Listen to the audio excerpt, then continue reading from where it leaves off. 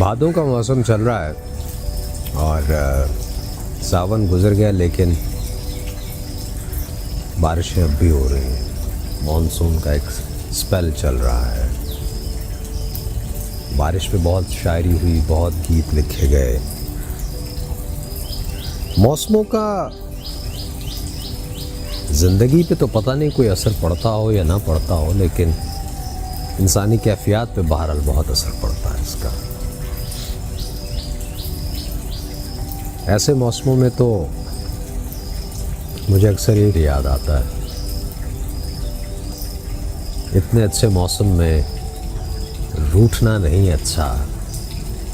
हार जीत की बातें कल पे हम उठा रखें, आज दोस्ती कर लें। और फिर किसी एक जगह और किसी ने कहा था कि सब ज़रूरतों की झिलमिल में जब शाखें फूल उठाती हैं, बहके से रहते हैं बादल, चांद, हवा और मैं।